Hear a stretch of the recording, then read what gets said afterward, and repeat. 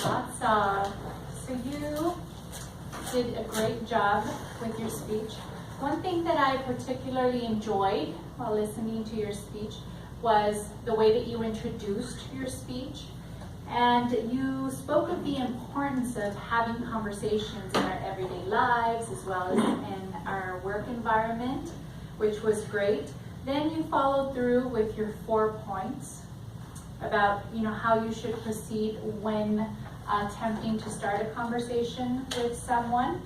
And you went and you explained the points effortlessly.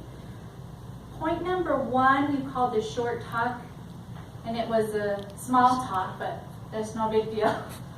So you explained the points very well, and when you were finished explaining the points, you summarized. So that sometimes when we're speaking about different points, the audience will sometimes forget what point 1 was when you're speaking of point number 4. So you did a good job of summarizing the points. Also, in a way to really exemplify what you had just spoken about, you called our guest Orenda up, and you had an informal, impromptu conversation with her. And as you were speaking to her, I thought, this is kind of exactly the conversation that I just had with her before the meeting. So it was great.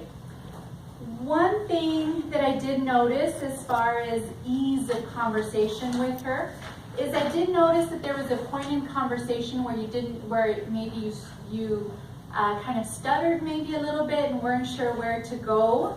Other than that, I thought it went great.